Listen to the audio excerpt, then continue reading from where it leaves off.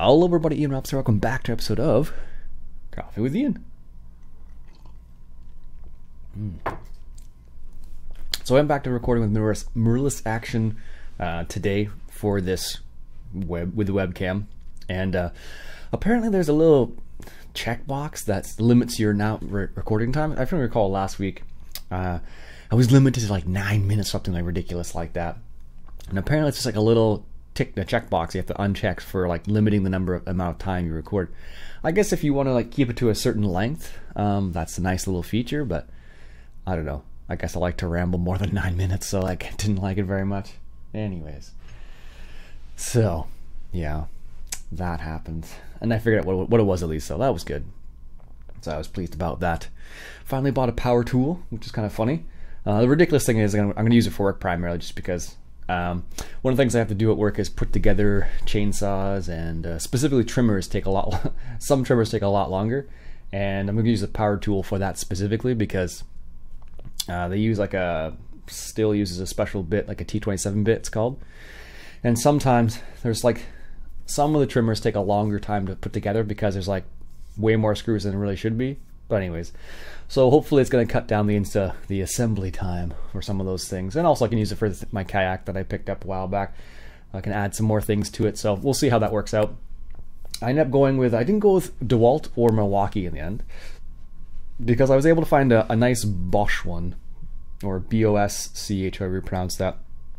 Everyone's got their own particular preferences, so this one happened to be the right price. One of the things I noticed about it was the fact that it has a metal, I guess, would you call it a chuck?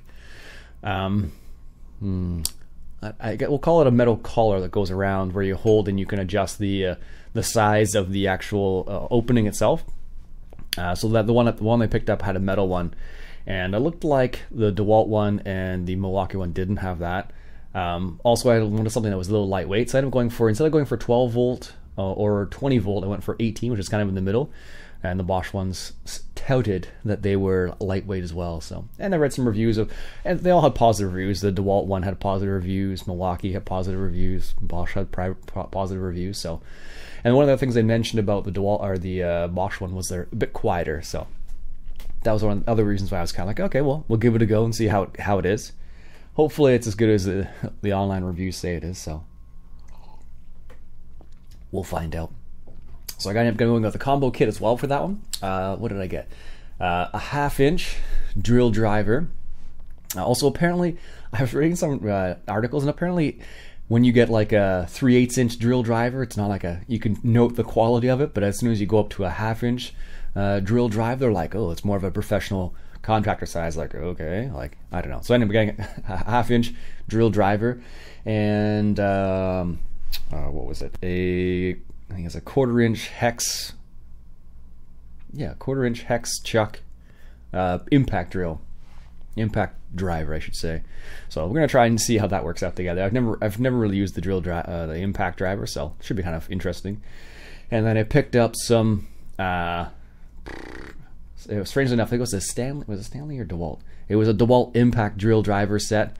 So it has like all the different screws, or all the different bits, I should say, and it had like the 3/8 inch hex. It had the hex to a 3/8 inch adapter, and then I got some impact sockets as well. So for the odd time, some of the Honda stuff that I have to assemble as well requires assembly at times, and it'd be nice to have something that would just do it quickly. It's not the end of the world if you don't, but just nice to have. So we'll see how it works out. I'm kind of excited about it. I guess it'll be my first power tool purchase, I suppose. I don't know. It seems really bizarre when I say it like that, but it definitely is. Anyhow, I went carp fishing not too long ago. When was that? That would have been this week sometime. And I caught a nice size carp. Huge girth in that thing. It was ridiculous. I had a picture. If you were following me on Instagram at IPJRobson, you'll be able to see a picture of it. I didn't pick it up because it had already had a pretty epic fight. Because I was using like a medium action rod, and I didn't expect to catch anything, so I was like, okay, we'll just try this. And then I happened to hook into one. And where I was fishing, there's a fair bit of current, so it made it for a little bit longer fight than I would have liked to have had, just due to where it was, sort of thing. And the hook I was using like a bait holder hook that is a very lightweight metal, I can bend it with my fingers. So I was very surprised I didn't bend that hook. But I guess I had to, you know, if you have a light rod with a light hook, you can do it. So I was able to land it. I had my net there. I have a telescopic folding net I got from Bass Pro Shops. It was the first time I was able to use it for carp, so it was pretty fun actually.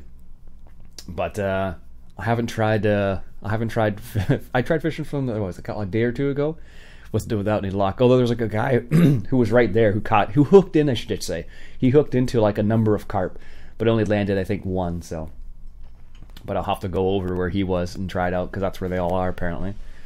And then with the with having the net there, it would make it a lot easier because it's kind of like there's like a current coming down a dam basically. So, although most dams are fish sanctuaries for a number of months, so I think this one is a fish sanctuary up until mid-May, and then you can fish there, and then it looks like it gets fished a lot.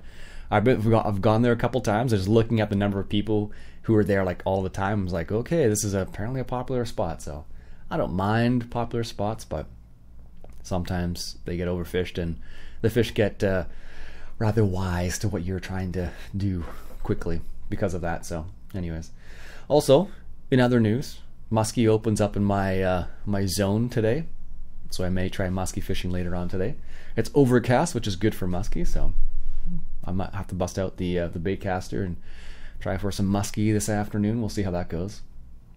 I actually, what was it, last time I was in my kayak, I was fishing and I caught like a sunfish, and what happened was I was reeling the sunfish. It was like, you know, struggling to get away from me sort of idea.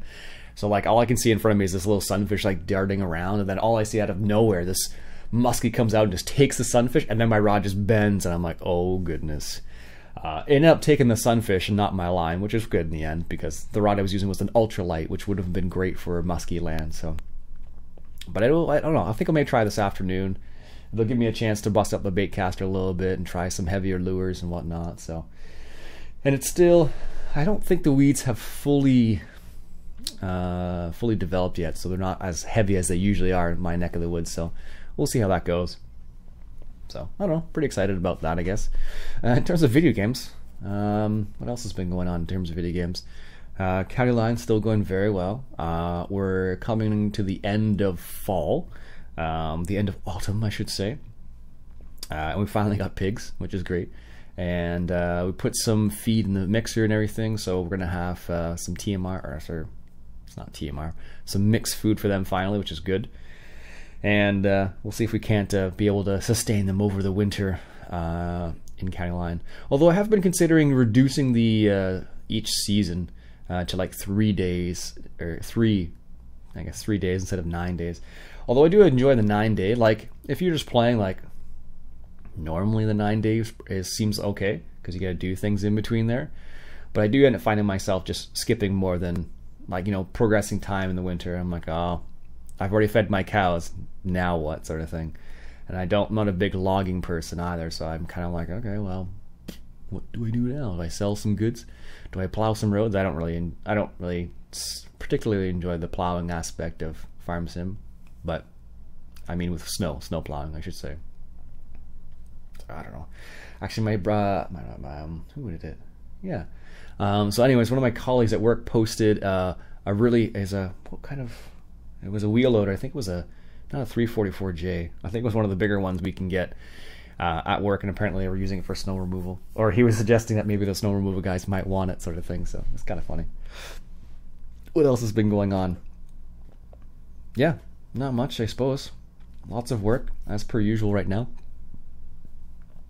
I actually sold an enormous saw the other day. I sold a Stihl MS661 CM, which is a giant saw, meant for forestry primarily. But it was a kid. Apparently he goes to like Alberta like every other week to work or something crazy like that. It's like 7 days on, 7 days off, sort of thing. And they were just going to use it around the house because I guess they have some giant trees they need to take down. I was like, okay. And he got a 32-inch bar with it.